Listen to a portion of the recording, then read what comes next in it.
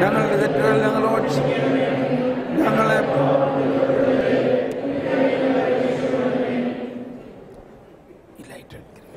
നമുക്ക് സ്വർഗസ്ഥനായ പിതാവേ എന്നുള്ള ഈ ലൈറ്റ് ഇച്ചിരി എടുത്തി.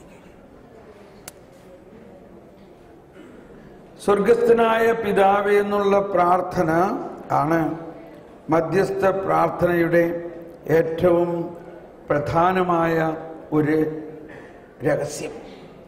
എന്നാൽ സ്വർഗസ്ഥനായ പിതാവേ എന്നുള്ള പ്രാർത്ഥന വ്യക്തിപരമായ പ്രാർത്ഥനയായിട്ടും നമുക്ക് പ്രാർത്ഥിക്കാം, കുടുംബ പ്രാർത്ഥനയായിട്ട് പ്രാർത്ഥിക്കാം. അതേസമയം വലിയ ഒരു മധ്യസ്ഥ പ്രാർത്ഥനയായിട്ട് പ്രാർത്ഥിക്കാം. അതേസമയം ഈ ഒരു പ്രാർത്ഥന കൊണ്ട് ഒരു ദിവസത്തെ ഒരു പ്രയർ ഗ്രൂപ്പ് നടത്താം. അതേസമയം ഈ ഒറ്റ പ്രാർത്ഥന കൊണ്ട് ഒരാഴ്ചത്തെ ധ്യാനം നടത്താം. കാറ്റഗിസം പുസ്തകത്തിൽ ഏതാണ്ട് 100ന്റെ അടുത്ത ആർട്ടിക്കിൾ ഈ ഒറ്റ പ്രാർത്ഥനയെക്കുറിച്ചുണ്ട്. അതിൽ ആരംഭത്തിൽ പറഞ്ഞിരിക്കുന്ന ഒരു കാര്യം ഇതാണ്: സ്വർഗസ്ഥനായ പിതാവേ എന്നുള്ള പ്രാർത്ഥനയിൽ സുവിശേഷം മുഴുവനും അടങ്ങിയിരിക്കുന്നു എന്ന് പറഞ്ഞ എല്ലാവരും, സ്വർഗസ്ഥനായ പിതാവേ എന്നുള്ള പ്രാർത്ഥനയിൽ സുവിശേഷം മുഴുവനും അടങ്ങിയിരിക്കുന്നു. The Lord's Prayer is the summary of the whole gospel എന്നാ പറയുന്നത്. എനിക്ക് വാസ്തവത്തിൽ ഭാഗ്യം കിട്ടിയത് എന്തോ കാരണവശാല് ഈ ഒരു ആശയം എനിക്ക് വളരെ ആരംഭത്തിൽ എനിക്ക് ദൈവം വെളിപ്പെടുത്തി തന്നു. അങ്ങനെയാണ് മധ്യസ്ഥ പ്രാർത്ഥനയുടെ ഒരു ഡയറക്ഷൻ എനിക്ക് ശക്തമായി കിട്ടിയത്. അപ്പോൾ ഈശോ പഠിപ്പിച്ച പ്രാർത്ഥന എന്ന് നമ്മൾ പറയുമ്പോൾ ഈശോ പ്രാർത്ഥിക്കാൻ പഠിപ്പിക്കുന്നതിൻ്റെ പശ്ചാത്തലം കൂടി ഒന്ന് ചിന്തിക്കേണ്ടത് നല്ലതാണ്. ഈശോ പ്രാർത്ഥിക്കാൻ പഠിപ്പിക്കുന്ന പശ്ചാത്തലത്തിൽ അന്നത്തെ ഇസ്രായേലിൽ ഫരിസേയരും നിയമജ്ഞരും യഹൂദരും എല്ലാം പ്രാർത്ഥിച്ചിരുന്നത് ഇതിൽ നിന്നും വളരെ വ്യത്യസ്തമായൊരു പ്രാർത്ഥനയായിരുന്നു. എന്നാൽ ഈശോ വന്നിട്ട് അതിൽ ഏറ്റവും വ്യത്യാസമായൊരു കാര്യത്തിൽ ഈശോ പ്രാർത്ഥിക്കാൻ തുടങ്ങിയപ്പോൾ ശിഷ്യന്മാർക്ക് മനസ്സിലായി ഈ ഈശോയുടെ ശുശ്രൂഷകളുടെ വലിയ വ്യത്യാസം അദ്ദേഹത്തിന്റെ പ്രാർത്ഥനയിലാണ്. ഈശോയെ പോലെ തന്നെ വചനം പ്രഘോഷിക്കുന്ന അല്ലെങ്കിൽ പഠിപ്പിക്കുന്ന പല നിയമജ്ഞരും റബ്ബായിമാരും ഉണ്ടായിരുന്നു. അവരവരുടെ സിനഗോഗിൽ പഠിപ്പിച്ചു എന്ന് പറയുന്നുണ്ടല്ലോ. പക്ഷെ മറ്റവർ പഠിപ്പിക്കുമ്പോഴും ഈശോ പഠിപ്പിക്കുന്നതും തമ്മിൽ വലിയ വ്യത്യാസം. ഇതാണ് നമ്മൾക്ക് ഉണ്ടാകേണ്ട ഒരു വലിയ ഉൾക്കാഴ്ച. പഴയ നിയമത്തിലെ പ്രവാചകന്മാരോ പഴയ നിയമം പ്രഘോഷിച്ചിരുന്ന നിയമജ്ഞരോ പഠിപ്പിച്ചിരുന്ന മാതിരി നമ്മൾ ആകരുത്. അതിൻ്റെ പ്രധാന വ്യത്യാസം ഇതായിരുന്നു: അവർ ദൈവത്തെ പിതാവ് എന്ന് കണക്കാക്കിയിരുന്നില്ല. അവർ ദൈവത്തെ പിതാവ് എന്ന് കണക്കാക്കിയിരുന്നേയില്ല. പിതാവ് എന്ന് വിളിച്ചാൽ അതൊരു ബ്ലാസ്ഫമി ആയിട്ടാണ് ചിന്തിച്ചിരുന്നത്. അത് ദൈവദൂഷണമായിട്ടാണ് ചിന്തിച്ചിരുന്നത്. എന്നാലോചിച്ച് നോക്കാം. പിന്നെ അവർ ആരോടാ പ്രാർത്ഥിച്ചിരുന്നേ? എന്താ പ്രാർത്ഥിച്ചിരുന്നത്? ഇത് നമുക്കിപ്പോൾ ഒരുപാട് തല പോകേണ്ട കാര്യമില്ല. നമ്മൾ ഈശോ പറയുകയാണ്. അപ്പോൾ അപ്പസ്തോലന്മാര് ഈശോയുടെ അടുത്ത് ചെന്നിട്ട് ഈശോ ചെയ്ത അത്ഭുതങ്ങൾ അടയാളങ്ങളൊന്നും പഠിപ്പിക്കാൻ പറഞ്ഞില്ല. പറഞ്ഞോ? ഈശോ പറഞ്ഞു, ഞങ്ങളെ, എല്ലാവരും പറഞ്ഞ്, ഞങ്ങളെ പ്രാർത്ഥിക്കാൻ പഠിപ്പിക്കണമേ. ദൈവവചനമാണ് നിങ്ങൾ കേട്ടത്, ഇല്ലേ? അവരെന്ത് പറഞ്ഞു? ഞങ്ങളെ പ്രാർത്ഥിക്കാൻ പഠിപ്പിക്കണം. ഒന്നെല്ലാവരും അങ്ങനെ ഒന്ന് പ്രാർത്ഥിച്ച്, ഈശോയെ ഞങ്ങളെ പ്രാർത്ഥിക്കാൻ പഠിപ്പിക്കണമേ. അപ്പോ ഈശോ തന്നെയാണ് പ്രാർത്ഥന പഠിപ്പിക്കുന്നവനും പ്രാർത്ഥനയുടെ ആദ്യത്തെ മോഡൽ. പ്രാർത്ഥനയുടെ ഒരു മോഡലാണ് ഈശോ. നമ്മൾ വേറെ ആരുടെയും പ്രാർത്ഥന കോപ്പി അടിക്കേണ്ട ആവശ്യമില്ല. നമ്മൾ ഈശോ പ്രാർത്ഥിച്ച ഈശോയെ തന്നെ കോപ്പി അടിക്കണം. നമ്മൾ ആരെ കോപ്പി അടിക്കണം? ഈശോയെ. ഈ വസ്തു ഈശോയെ കോപ്പി അടിക്കണം എന്ന് പറഞ്ഞാൽ ഈശോ പ്രാർത്ഥിച്ച പ്രാർത്ഥനകളെ ആഴമായി പഠിക്കണം. ഒരു വാക്കിലും ഒരാശയ പ്രപഞ്ചം അതിലുണ്ടെന്ന് മനസ്സിലാക്കണം. ഓരോ വാക്കിലും ഒരാശയ പ്രപഞ്ചം അടങ്ങിയിരിക്കുന്നു എന്ന് മനസ്സിലാക്കണം. അത്രയ്ക്ക് ആഴമായ കാര്യങ്ങളാണ് ഈശോ പ്രാർത്ഥിക്കാൻ പഠിപ്പിച്ചതും ഈശോ തന്നെ പ്രാർത്ഥിച്ചിട്ടാണ് അത് പഠിപ്പിക്കുന്നത്. ഇപ്പൊ ഞാൻ രാവിലെ പ്രാർത്ഥിക്കാതെ വന്നിട്ട് ഒരു ദിവസം മുഴുവനും വചനം പ്രഘോഷിക്കുകയാണെങ്കിൽ ഉണ്ടാകുന്ന അനുഭവവും ഞാൻ രാവിലെ 3 മണിക്കൂർ പ്രാർത്ഥിച്ചതിന് ശേഷം വചനം പ്രഘോഷിക്കുന്ന അനുഭവം തമ്മിൽ വ്യത്യാസം ഉണ്ടാവോ ഇല്ലയോ? ഉണ്ടോ? ഇതാണ് ആദ്യത്തെ കാര്യം. അപ്പോൾ മധ്യസ്ഥ പ്രാർത്ഥന എന്നത് വലിയ ശക്തമായ ഒരു പ്രാർത്ഥനയാണെങ്കിൽ ആ പ്രാർത്ഥനയ്ക്ക് മുൻപ് വ്യക്തിപരമായ ഒരു പ്രാർത്ഥന പ്രാർത്ഥിച്ചാൽ മാത്രമേ ഇതിന് ശക്തിയുള്ളൂ. മനസ്സിലാവുന്നുണ്ടോ? അപ്പോൾ നമ്മൾ പലപ്പോഴും മധ്യസ്ഥ പ്രാർത്ഥന പ്രാർത്ഥിക്കുന്നവർക്ക് തളർച്ചയുണ്ടാവും. തീർച്ചയായിട്ടും നമ്മൾ തളരുന്നതിൻ്റെ അർത്ഥം നമ്മളിൽ നിന്നും ശക്തി പുറത്തേക്ക് വന്നിരിക്കുന്നു, ഒഴുകിയിരിക്കുന്നു. അപ്പോൾ അത് മുൻകൂട്ടി മനസ്സിലാക്കിയിട്ട് നമ്മൾ മുൻകൂട്ടി വ്യക്തിപരമായി പ്രാർത്ഥിച്ച് നമ്മൾ ശക്തി കൊണ്ട് നിറഞ്ഞിട്ട് വേണം മധ്യസ്ഥ പ്രാർത്ഥന പ്രാർത്ഥിക്കാൻ. അപ്പോൾ ഇവിടെയാണ് നമ്മൾക്കുണ്ടാവുന്ന ചില കറക്ഷൻസ്. നമ്മൾ രാവിലെ തന്നെ എഴുന്നേറ്റ് നമ്മൾക്കൊരു സ്വഭാവമുണ്ട്, ഒരു കരുണക്കൊന്ത ചൊല്ലിയാലേ ഒരു സമാധാനമുള്ളൂ. രാവിലെ തന്നെ എഴുന്നേറ്റ് 3 മണിക്ക് ഒരു കരുണക്കൊന്ത ചെല്ലണം. എന്താ 3 മണിക്ക് മാത്രമേ കൃപ ഒഴുകുള്ളൂ? ഇത് പറയുമ്പോൾ കോൺട്രവേഴ്സ്യലായിട്ട് തോന്നും. നമ്മൾ പല വിശുദ്ധർക്കും കാണിച്ചു കൊടുത്തിട്ടുള്ളതാണല്ലോ 3 മണിക്ക് പ്രാർത്ഥിക്കുന്നൊക്കെ. ശരിയായിരിക്കാം. പക്ഷേ നമ്മുടെ വിശ്വാസം എന്താണ്? കർത്താവ് സ്ഥലകാല സീമകളെ ഇല്ലാത്ത 24 മണിക്കൂറും കൃപ ഒഴുക്കുന്ന നിത്യനായ അനന്തനായ ദൈവമാണ് കർത്താവ് എന്ന് വിശ്വസിക്കുന്നുവോ? പ്രാർത്ഥിക്കാൻ സമയമില്ലാത്തവരോട് പറയും, നിങ്ങൾ ഈ സമയത്ത് കുറച്ചു നേരം ഒന്ന് പ്രാർത്ഥിക്കുക. എന്നാ ശരി. പക്ഷെ നമ്മളെ സംബന്ധിച്ച് 24 മണിക്കൂറും കൃപ ഒഴുകുന്ന ഒരു വിശ്വാസത്തിലാണ് നമ്മൾ. മനസ്സിലാവുന്നുണ്ടോ? അപ്പൊ രാവിലെ തന്നെ ആദ്യം തന്നെ ഒരു കൊന്ത ചൊല്ലി അല്ലെങ്കിൽ കരുണക്കൊന്ത ചൊല്ലി പ്രാർത്ഥിക്കുമ്പോൾ, കൊന്ത എല്ലാം ചെല്ലണം. ഞാൻ പറയുന്നത് കരുണക്കൊന്തയും കൊന്തയും മധ്യസ്ഥ പ്രാർത്ഥനയാണ്. ആണോ? ഓ എൻ്റെ ഈശോയെ, ഞങ്ങളുടെ പാപങ്ങൾ ക്ഷമിക്കണമേ, നരകാഗ്നിയിൽ നിന്ന് ഞങ്ങളെ രക്ഷിക്കണമേ, എല്ലാ ആത്മാക്കളെയും. അപ്പൊ ആർക്ക് വേണ്ടിയാ പ്രാർത്ഥിക്കണേ?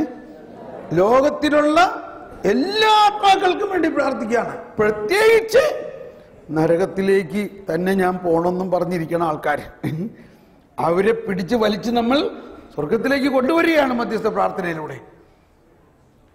കരുണക്കൊന്തയിൽ എന്താ നമ്മൾ പ്രാർത്ഥിക്കണേ? കരുണക്കൊന്തയിൽ പ്രാർത്ഥിക്കുന്നത് ലോകത്തിന്റെ മിശിഹ കർത്താവിന്റെ പീഠാനുഭവത്തിന്റെ യോഗ്യതയാൽ ഞങ്ങളുടെ മേലും ലോകം മുഴുവന്റെ മേലും കരുണയായിരിക്കണേ. ഈ കരുണ ഒരു തുള്ളി നമ്മുടെ ഉള്ളിൽ ഉണ്ടായാലല്ലേ ഇത് അങ്ങോട്ടേക്ക് ഒഴുകുള്ളൂ. അപ്പോ വലിയ ഒരു വളർച്ച നമുക്കുണ്ടാകേണ്ടത് ഈ കരുണക്കൊന്തയും സാധാരണ ജപമാല കൊന്തയും പ്രാർത്ഥിക്കുന്നതിന് മുൻപ് കുറച്ച് സമയം വ്യക്തിപരമായി പ്രാർത്ഥിച്ച് നമ്മുടെ ആത്മാവിൽ ഉപ്പുണ്ടാകണം, പുളിപ്പുണ്ടാകണം, നമ്മുടെ ആത്മാവ് നിറയണം. Simple understanding. നമ്മുടെ ഈ കപ്പ് നിറഞ്ഞാലല്ലേ അതിൽ നിന്ന് കൊടുക്കാൻ പറ്റുള്ളൂ. ഈ അർത്ഥത്തിലാണ് ഈശോ പറഞ്ഞത്, ഉപ്പിന് ഉറ കൂട്ടണം. ഉപ്പിന് ഉറ കെട്ടുപോയാൽ ആ ഉപ്പിനെ കൊണ്ട് എന്ത് പ്രയോജനം? അപ്പൊ നമ്മൾ പറയും, എൻ്റെ ബ്രദറെ, ഞാൻ പണ്ട് ആ പ്രാർത്ഥനാ ഗ്രൂപ്പിൽ നന്നായിട്ട് പോയിരുന്നാണ്, പിന്നെ അവർക്ക് എന്നെ വേണ്ടാന്നായി, ഞാൻ പോകാണ്ടുമായി. എന്ത് സംഭവിച്ചു? ഉപ്പിന്റെ ഉറ കെട്ടുപോയി. ക്ഷമിക്കണം കേട്ടോ, ഇതൊക്കെ ഒരു ഉദാഹരണത്തിന് ഞാൻ പറയണത് കാര്യം മനസ്സിലാക്കാൻ വേണ്ടിയാണ്, ആരെയും കുറ്റപ്പെടുത്തുകയല്ല. ഇതെല്ലാം നമുക്കും സംഭവിക്കാം. ഞാൻ ഇപ്പൊ 25 വർഷമായി. എല്ലാവരും എന്നോട്, ബ്രദർ 25 വർഷം എങ്ങനെ പിടിച്ചു നിന്നെ? എൻ്റെ ഉത്തരം, പ്രഭാതത്തിൽ എഴുന്നേറ്റ് 2-3 മണിക്കൂറും വ്യക്തിപരമായി പ്രാർത്ഥിക്കുന്നത് കൊണ്ടാണ്. Praise the Lord. അതുകൊണ്ട് ഞാൻ പറയാണ്, നിങ്ങളെപ്പോലെ ഒരു സാധാരണ മനുഷ്യനാണ് ഞാൻ. എന്നാൽ കർത്താവിനോട് സംസാരിക്കുന്നു. കർത്താവിനെ ചില സമയത്ത് ചെവിക്ക് പിടിച്ചിട്ട് എനിക്കിടാ തോമാ നീ ഇരുന്ന് പ്രാർത്ഥിക്കടാ എന്ന് പറഞ്ഞ് എന്നെ പ്രാർത്ഥിപ്പിക്കുകയാണ്. എന്നെ ഉറക്കണില്ല. എന്നാലോചിച്ച് ഇന്നലെ 2 മണിക്ക് ഞാൻ ഉറങ്ങിയത്. പക്ഷെ ഞാൻ വെളുപ്പിനെ എഴുന്നേറ്റിരുന്ന് പ്രാർത്ഥിച്ചു. ഞാൻ ഇന്ന് രാത്രി 12 മണി വരെ ശുശ്രൂഷ നടത്തും. എന്തുകൊണ്ടാ? എൻ്റെ ഉള്ളിൽ വ്യക്തിപരമായ പ്രാർത്ഥനയിലൂടെ കർത്താവ് ജ്വലിക്കുന്നു. ഇങ്ങനെ ജ്വലിക്കുന്ന ഒരു ഫിലോസഫി, ഒരു അവസ്ഥ നമുക്കുണ്ടാകണം. ഇതാണ് ഈശോ പഠിപ്പിച്ച പ്രാർത്ഥനയിൽ ആദ്യം പഠിപ്പിച്ചതെന്നാണ് ഞാൻ പറഞ്ഞു വരുന്നത്. അവൻ അതിരാവിലെ ഉണർന്ന് പുറത്തേക്ക് പോകാൻ പ്രാർത്ഥിക്കാൻ. അപ്പൊ ശിഷ്യന്മാർ ഇവരുടെ ഇവരെന്ത് ചെയ്യണേ അവിടെ പോയിട്ട്? അവ പറയാണ്, കർത്താവേ നീ പ്രാർത്ഥിക്കണ അത് എങ്ങനെയാണെന്ന് ഞങ്ങളെ ഒന്ന് പഠിപ്പിക്കണേ. അപ്പോഴാണ് ഈശോ പറഞ്ഞത്, നിങ്ങൾ ഈ അവരിവരൊക്കെ പരസ്യമായിട്ടിരുന്ന് ഭയങ്കര ഒച്ചയും ബഹളമൊക്കെ ഉണ്ടാക്കി പ്രാർത്ഥിക്കണമാതിരി കരിസ്മാറ്റിക്കാരൊന്നും പറയാല്ല കേട്ടോ. ഇത് മറ്റൊരു കാര്യം പറയാം. അങ്ങനെ പ്രാർത്ഥിക്കല്ല വേണ്ടത്. നിങ്ങൾ അതിഭാഷണം കൊണ്ട് നിങ്ങളുടെ പ്രാർത്ഥന കേൾക്കുമെന്ന് വിചാരിക്കരുത്. നീ പ്രാർത്ഥിക്കുമ്പോൾ നിന്റെ മുറിയിൽ കടന്ന്, കണ്ടോ അതെവിടെയാണത്? അത് നിന്റെ ഹൃദയമാണ്. നമ്മൾ പണ്ട് ഇത് കേട്ടിട്ട് വീടിന്റെ കോർണറിൽ ഒരു മുറിയൊക്കെ ഉണ്ടാക്കി അടച്ചു പൂട്ടിയൊക്കെ ഉണ്ടാക്കിയിട്ടുണ്ട് ചിലവർ. എന്നിട്ട് പറഞ്ഞു, എൻ്റെ ബ്രദറെ ഞാൻ ആ വചനം പൂർത്തിയാക്കി വീട് പണിതപ്പോൾ ഒരു മുറി പ്രാർത്ഥിക്കാൻ വേണ്ടി ഉണ്ടാക്കി. കാരണം നീ പ്രാർത്ഥിക്കുമ്പോൾ നിന്റെ മുറിയിൽ പോയിരുന്ന് പ്രാർത്ഥിക്കാൻ പറഞ്ഞത്. അതല്ല ആ വാക്കിന്റെ അർത്ഥം. എന്ന് വിചാരിച്ച് മുറി ഉണ്ടാക്കി വിചാരിച്ചിട്ട് കുഴപ്പമൊന്നുമില്ല. നിന്റെ മുറിയിൽ എന്ന് പറയുന്നത് നിന്റെ ഹൃദയം, നിന്റെ കൂടാരം, നിന്റെ ഉള്ളിൽ ദൈവം എഴുന്നള്ളിയിരിക്കുന്ന ഒരു സക്രാരിയാണ്. ആ മുറിയിൽ കടന്ന് കഥകടക്കുക എന്ന് പറഞ്ഞാൽ നമ്മുടെ ചിന്തകൾ, ഭാവനകൾ, വിചാരങ്ങൾ, ആഗ്രഹങ്ങൾ, ഓർമ്മകൾ എല്ലാം അടയ്ക്കുക. അവിടെ ഈശോ എഴുന്നള്ളിയിരിക്കുന്നു. ആ ഈശോ, ആ പിതാവ്, ആ പരിശുദ്ധാത്മാവ് അവരോടൊപ്പം ആയിരിക്കുക.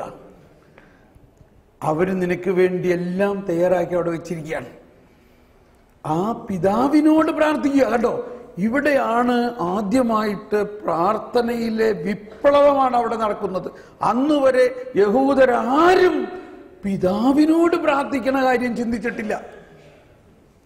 അവർ സിനഗോഗിലും തെരുവുകളിലും മലമുകളിലും ഒക്കെ പ്രാർത്ഥിച്ചിരുന്നെങ്കിലും അവരാരും ഹൃദയത്തിൽ പ്രാർത്ഥിക്കുന്ന കാര്യം ചിന്തിച്ചിട്ടില്ല.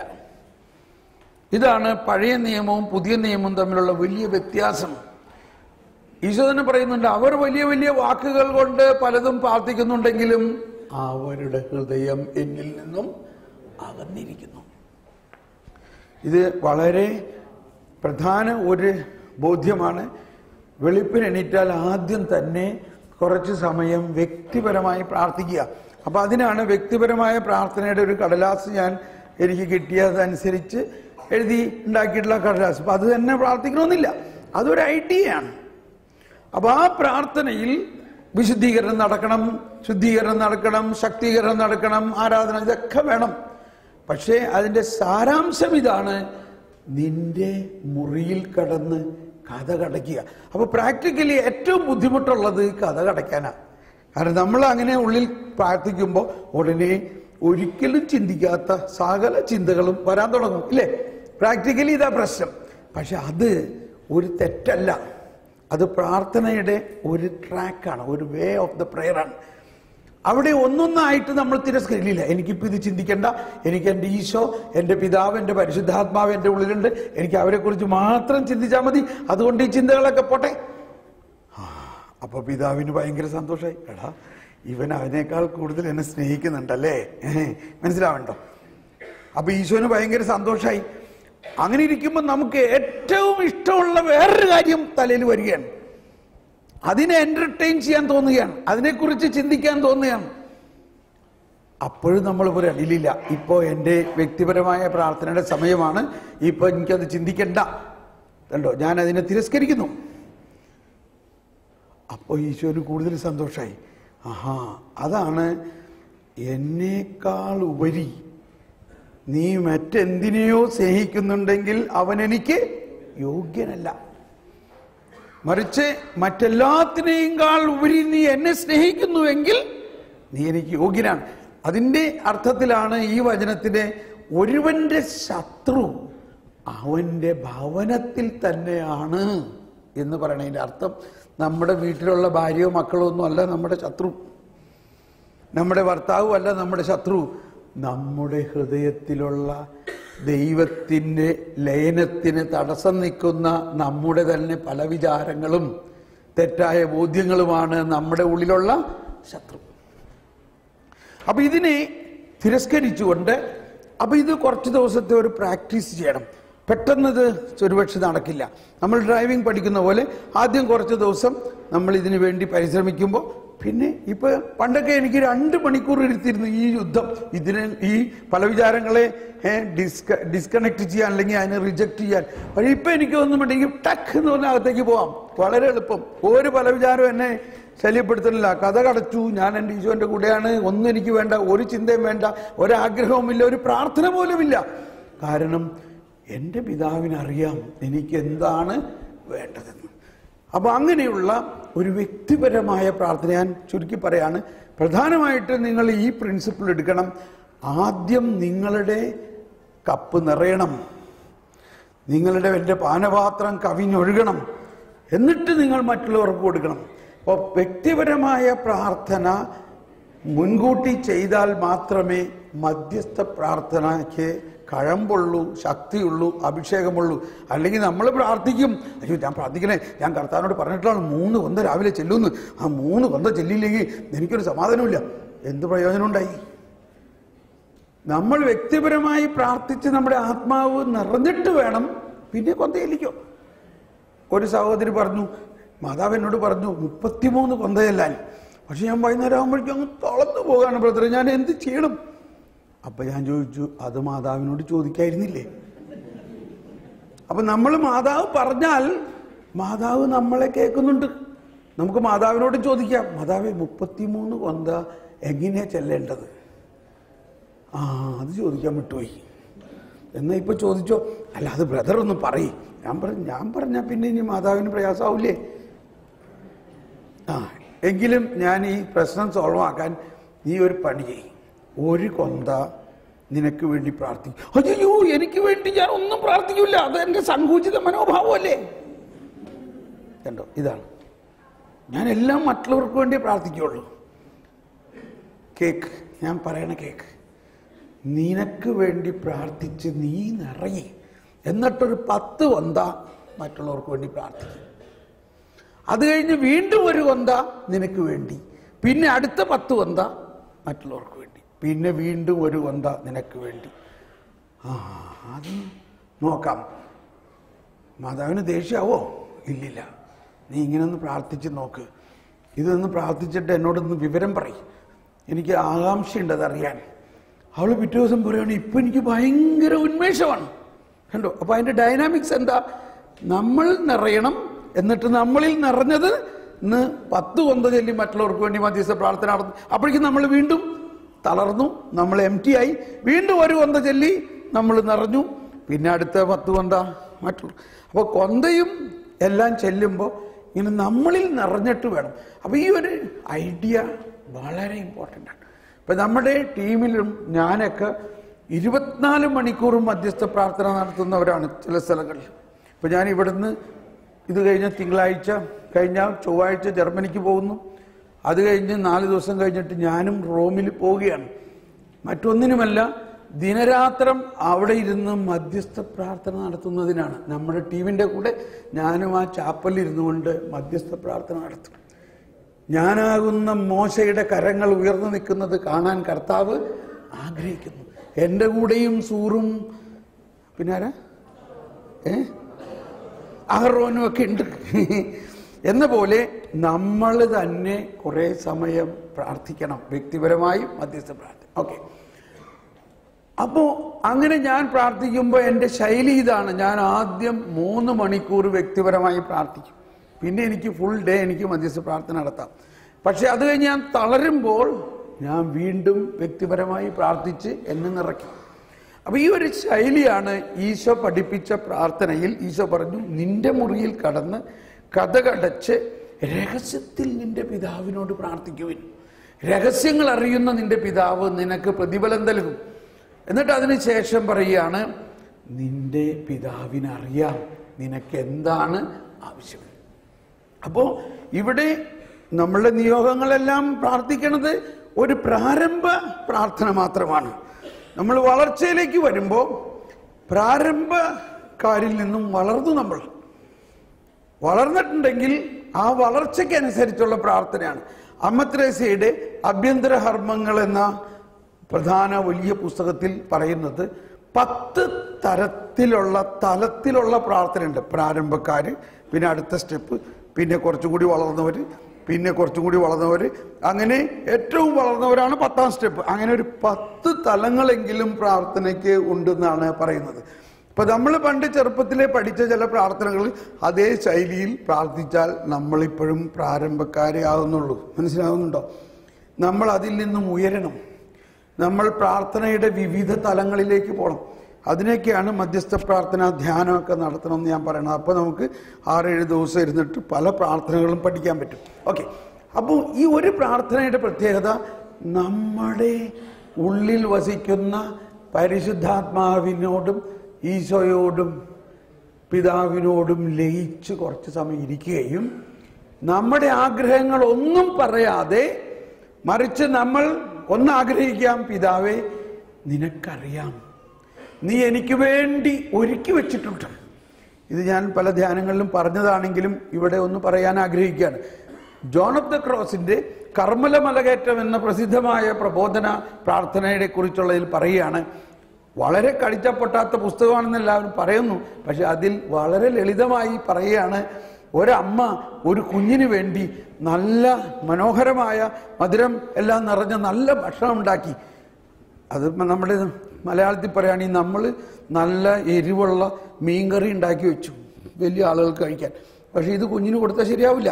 അപ്പൊ അമ്മ എന്ത് ചെയ്തു? കുഞ്ഞിന് വേണ്ടി ഒരു നല്ല എരിവില്ലാത്ത ഭക്ഷണം സെപ്പറേറ്റ് ഉണ്ടാക്കി. ഇത് ഉണ്ടാക്കി വെച്ചു. ഭയങ്കര സന്തോഷമാണ്. ഇത് അവൾക്ക് നല്ല, അവൾക്ക് വയറിനൊന്നും കുഴപ്പമുണ്ടാവില്ല, നല്ല പോഷകങ്ങളെല്ലാം അടങ്ങിയ ഭക്ഷണം. പക്ഷേ ഊണ് കഴിക്കാൻ വന്നപ്പോൾ ഈ കുഞ്ഞ് കിടന്ന് കരയാൻ തുടങ്ങി. എനിക്കിത് വേണ്ട, എനിക്ക് മമ്മിയും പപ്പയും കഴിക്കുന്ന ഭക്ഷണം മതി. അയ്യോ, ഇത് നീ കഴിച്ച നിന്റെ വയറെരിയും, ഇത് കൊള്ളില്ല നിനക്ക്, ഇത് ഭയങ്കര എരിവാണ്, എനിക്കിത് വേണ്ട. ഇനിയിപ്പോൾ എന്ത് ചെയ്യും? കുറേ പറഞ്ഞിട്ടും ഈ കൊച്ചു സമ്മതിക്കുന്നില്ല. കൊച്ചു കരച്ചിലോട് കരച്ചിൽ. അപ്പം അപ്പം പറഞ്ഞു, എന്തെങ്കിലും ആവട്ടെ, ആ കൊച്ചു ചോദിക്കുന്നത് കൊടുക്ക്, പ്രശ്നം തീരട്ടെ. കാര്യം മനസ്സിലായോ? നമുക്ക് വേണ്ടി പിതാവ് ഒരുക്കി വച്ചിരിക്കുന്നത് അവിടെ ഇരിക്കുകയാണ്. നമ്മൾ പ്രാർത്ഥിച്ചത് നമുക്ക് തന്നു. അവസാനം ജോൺ ഓഫ് ദ ക്രോസ് പറയുന്നത്, ഭൂരിഭാഗം പേരും പ്രാർത്ഥിക്കുന്നത് ഇതുപോലെയാണ് എന്നാണ്. മനസ്സിലാക്കണം, ഇത് വലിയൊരു പ്രബോധനമാണിത്. നമ്മൾ, ഈശോ പറയാണ്, നീ പ്രാർത്ഥിക്കുന്നതിന് മുൻപ് നിനക്കെന്താണ് ആവശ്യമെന്ന് ഞാൻ ഒരുക്കി വെച്ചിട്ടുണ്ട്. അതാണ് പൗലോസ്ലീഹ പറയുന്നത്, ദൈവം തന്നെ സ്നേഹിക്കുന്നവർക്കായി ഒരുക്കി വെച്ചിരിക്കുന്നത് എഴുതപ്പെട്ടിരിക്കുന്നത് പോലെ.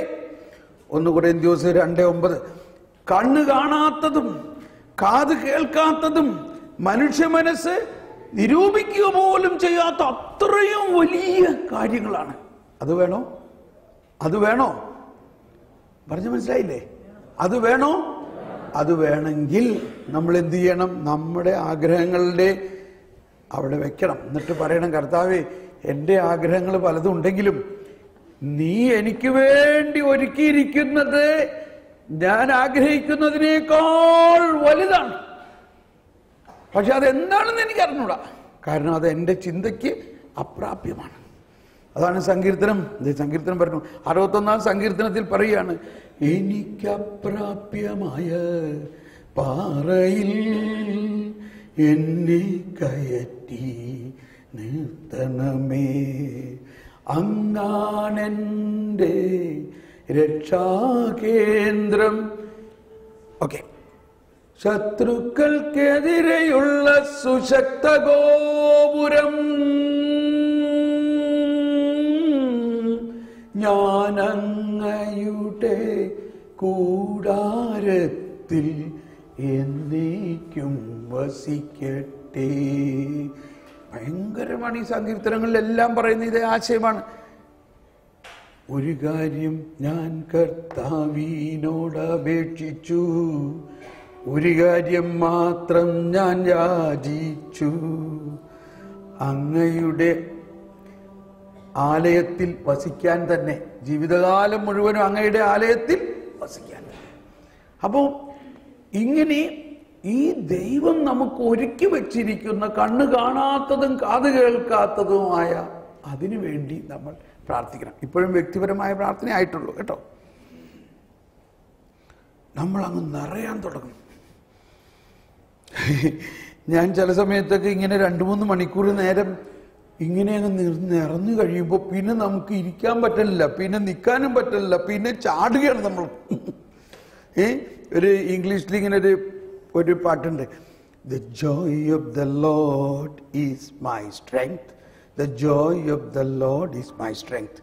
He gives me living water and I thirst no more. He gives me living water and I thirst no more. The joy of the Lord is my strength. അപ്പോൾ നമ്മൾക്ക് ആ ദൈവത്തിൻ്റെ സ്നേഹം ഇതിനൊന്ന് നിറഞ്ഞിട്ട് അത് നമ്മുടെ അങ്ങോട്ട് ശക്തിയായിട്ട് മാറുകയാണ്, ഒരു ജൂബിലേഷനായിട്ട് മാറുകയാണ്. ഇതൊക്കെ വരും. അപ്പോൾ ഇങ്ങനെ നമ്മുടെ മധ്യസ്ഥ പ്രാർത്ഥനയ്ക്ക് മുൻപ് വ്യക്തിപരമായി, അപ്പം ഇതാണ് ഈശോ പഠിപ്പിച്ച പ്രാർത്ഥനയുടെ ആദ്യ ഭാഗം. രണ്ടാമത്തെ ഭാഗമാണ്, എന്നിട്ട് ഈശോ പറഞ്ഞു നിങ്ങൾ ഇങ്ങനെ പ്രാർത്ഥിക്കണം. ഇനി ശ്രദ്ധിക്കണം എല്ലാവരും, ഒന്ന് കൈവച്ച് കാണിച്ച്. ഉച്ചയ്ക്ക് ഊണ് കഴിഞ്ഞ് ഉറങ്ങേണ്ട സമയമായി, ഊണ് കിട്ടിയിട്ടില്ലെങ്കിലും ഇല്ലേ എന്ന് വിചാരിച്ചാൽ ആരും ഉറങ്ങരുത്. ഉറക്കം തൂങ്ങുന്നവർ അടുത്തിരിക്കണവരൊന്നും പറഞ്ഞിട്ട് ഉറങ്ങണം. जय बोलो यीशु मसीहा की जय बोलो यीशु मसीहा की जय बोलो.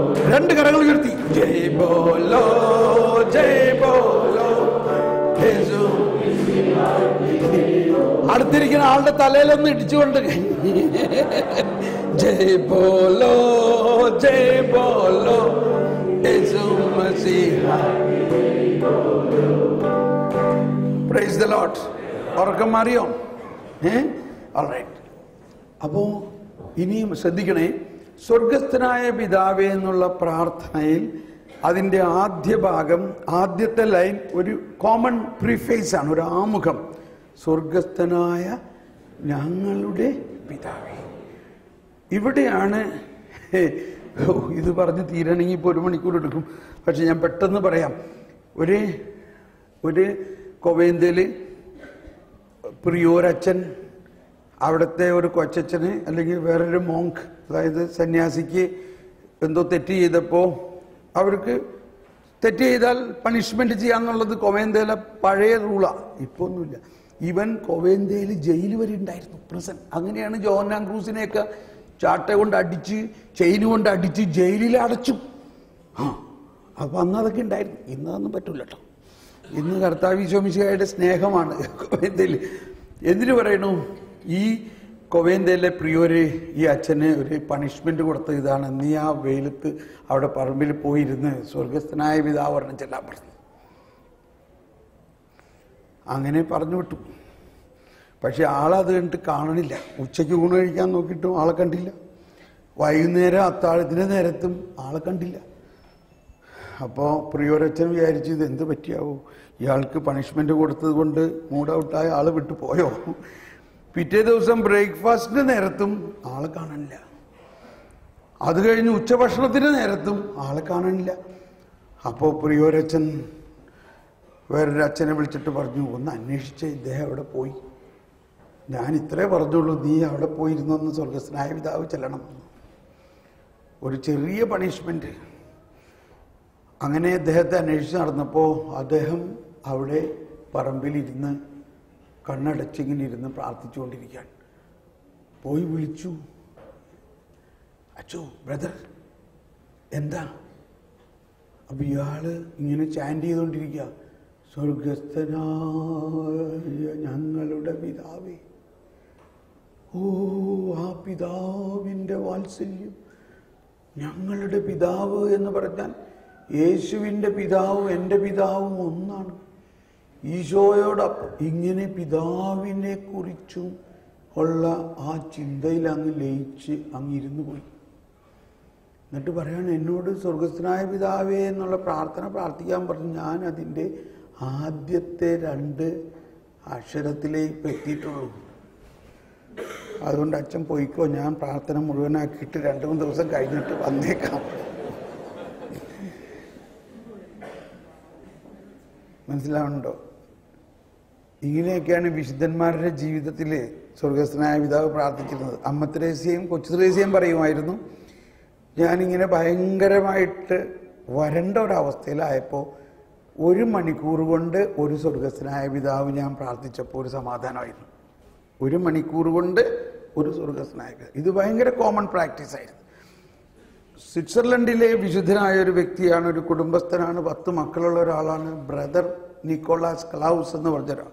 അദ്ദേഹമാണ് 20 വർഷം തപസ്യ ജീവിതം ചെയ്തു.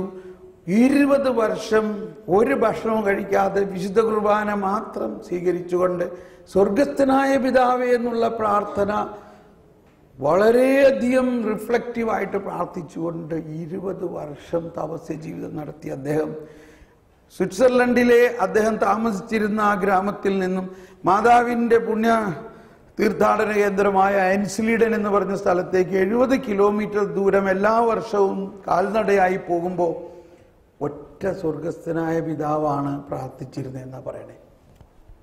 ഇതെല്ലാം പറയുന്നത് ഇതിൻ്റെ വിസ്മയനീയതയെ മനസ്സിലാക്കാൻ വേണ്ടിയാണ്. സ്വർഗസ്ഥനായ പിതാവ് എന്നുള്ള പ്രാർത്ഥനയെക്കുറിച്ച് സഭയിൽ 2500-ൽ പരം ആധികാരിക പുസ്തകങ്ങളുണ്ട്. അതെന്തെങ്കിലും ഒരെണ്ണമെങ്കിലും നമ്മളൊന്ന് വായിക്കണം, നല്ലതാണ്. ഇപ്പൊ ഇനി കാറ്റഗിസത്തിൽ പഠിപ്പിച്ചേക്കണം, വായിച്ചാൽ മതി. ഓക്കെ, അപ്പോൾ അതിൽ ആദ്യത്തെ ആ പ്രിഫേസ് ആണ് പ്രധാന ഭാഗം. സ്വർഗസ്ഥനായ ഞങ്ങളുടെ പിതാവേ എന്ന് പറയുമ്പോൾ അതിൽ ഈശോ ഉണ്ടോ? ഈശോയോടൊപ്പമാണ് നമ്മൾ പ്രാർത്ഥിക്കുന്നത് എന്നുള്ളതാണ് അതിൻ്റെ ഫസ്റ്റ് പോയിന്റ്. ഈശോയോടൊപ്പമാണ് നമ്മൾ പ്രാർത്ഥിക്കുന്നത്. ഈശോയോടൊപ്പം നമ്മൾ പ്രാർത്ഥിക്കുമ്പോൾ അതോടൊപ്പം ഈ നാട്ടിലെ എല്ലാ മുസ്ലിങ്ങളും യഹൂദരും ഹിന്ദുക്കളും എല്ലാവരും അതിനകത്തുണ്ടോ? അവരുടെയും കൂടി പിതാവാണോ? പിതാവാണോ? അതാണ്. ഇപ്പൊ കാര്യം മാറിയണ്ടോ? അതാണ്.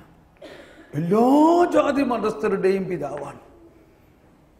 സ്വർഗസ്ഥനായ ഞങ്ങളുടെ പിതാവേ. അപ്പോൾ ഇനി നിങ്ങൾ അതിനെ വിശദമായിട്ട് കുറേ സമയം ചിന്തിച്ചോ, എന്നിട്ട് അതിനെക്കുറിച്ച് നമ്മൾ സ്പോണ്ടേനിയസ് ആയിട്ട് പ്രാർത്ഥിക്കാം. അതിൻ്റെ അർത്ഥം ഇനി 7 സ്റ്റെപ്പുകളാണുള്ളത്, 7 സ്റ്റെപ്സ്. ഈ 7 സ്റ്റെപ്പിൽ ആദ്യത്തെ 3 step ദൈവോന്മുഖമാണ്. Thy kingdom, thy holiness, holy be thy name, thy kingdom, thy will, thy thy ദൈ. ഉണ്ടോ? അങ്ങയുടെ അങ്ങയുടെ അങ്ങയുടെ അങ്ങയുടെ നാമം പൂജിതമാകണമേ, അങ്ങയുടെ രാജ്യം വരണമേ, അങ്ങയുടെ ഹിതം, അങ്ങയുടെ അങ്ങയുടെ അങ്ങയുടെ. അവസാനത്തെ 3 സ്റ്റെപ്പ് ഞങ്ങളുടെ ഞങ്ങളുടെ ഞങ്ങളുടെ. കണ്ടോ ആ പാറ്റേൺ? കണ്ടോ? അപ്പൊ ദൈവത്തിന്റെ ഇനിസിയേഷൻ ആണ് ആദ്യം. ഇനി അതിന്റെ സെൻട്രൽ പോയിന്റ് ആണ് 4ാമത്തെ സ്റ്റെപ്പ്. 4ാമത്തെ സ്റ്റെപ്പ് അന്നു വേണ്ട ആഹാരം ഞങ്ങൾക്ക് നൽകണേ. That is the core. Core എന്ന് പറഞ്ഞാൽ കാതലായ ഭാഗം. കാതൽ, പ്രാർത്ഥനയുടെ കാതൽ 4ാമത്തെ പോയിന്റാണ്. എന്നാൽ അത് മധ്യമാണ്. ആദ്യത്തെ 3, അവസാനത്തെ 3ന്റെയും നടുക്കുള്ള 4ാമത്തെ പോയിന്റ്. അവിടെ അത് കഴിഞ്ഞിട്ടാണല്ലോ മത്തായി 6-ാം അധ്യായത്തിൽ ഇതെല്ലാം പഠിപ്പിച്ച് കഴിഞ്ഞിട്ട് 30-ാമത്തെ വചനത്തിലൊക്കെ പറയണം, നിങ്ങൾ എന്ത് ഭക്ഷിക്കുമെന്നോ എന്ത് ധരിക്കുമെന്നോ ഒന്നും നിങ്ങൾ ചിന്തിക്കണ്ട, അതെല്ലാം നിങ്ങളുടെ പിതാവിന് അറിയാം. ആകാശത്തിലെ പക്ഷികൾ അവർക്ക് കൊടുക്കുന്നതിന് മുമ്പ് നിങ്ങൾക്ക് ആദ്യം നിങ്ങൾ അവിടുത്തെ രാജ്യവും നീതി അന്വേഷിച്ചിട്ടുണ്ട്. അപ്പോൾ എന്താ പറയുന്നത്? ഈ എന്ത് പ്രാർത്ഥിക്കാനാണ് ഇവിടെ പറയണേ? അപ്പോ എന്ത് ഭക്ഷണത്തിന്റെ കാര്യം അവിടെ പറയണേ? മനസ്സിലാവുന്നുണ്ടോ? നിങ്ങൾ ദൈവരാജ്യത്തിന്റെ ഭക്ഷണം, അതാണ് ഈശോയുടെ വചനം, ഈശോയുടെ ശരീരവും രക്തവും, ഈശോയുടെ ജ്ഞാനം, പരിശുദ്ധാത്മാവിന്റെ ജ്ഞാനം, ബുദ്ധി, അറിവ്, വിവേകം, ധൈര്യം, സ്നേഹം, ശാന്തി, ആനന്ദം. ഒരു ഭയങ്കര ഫ്രൂട്ട് സലാഡ് മാതിരി അവിടെ ഇല്ലേ? ഭക്ഷണം നിസാര ഭക്ഷണമല്ല. എല്ലാ വരദാനങ്ങൾ മാത്രമല്ല, ദൈവത്തിന്റെ കൃപയും വിശ്വാസവും എല്ലാം അതിൽ ഉൾക്കൊള്ളുകയാണ്. ഇത് പറയുന്നത് അന്നന്ന് എന്ന് പറഞ്ഞാൽ എത്ര നാളത്തേക്കാ? അന്നന്ന് വേണ്ട ആഹാരം എനിക്ക് ഇന്ന് നൽകണേന്ന് പറഞ്ഞാൽ എന്നത്തേക്കാ? ഇന്നത്തേക്ക് അല്ലേ? കണ്ടോ, പോയി.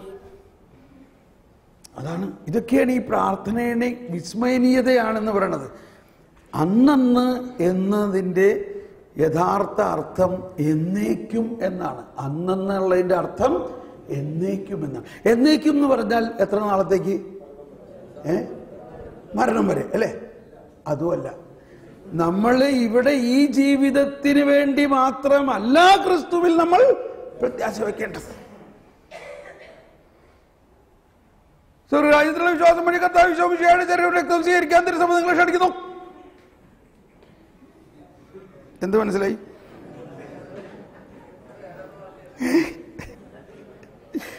ഇങ്ങനെയാണ് നമ്മുടെ പ്രാർത്ഥനകൾ. പലതും മനസ്സിലായോ?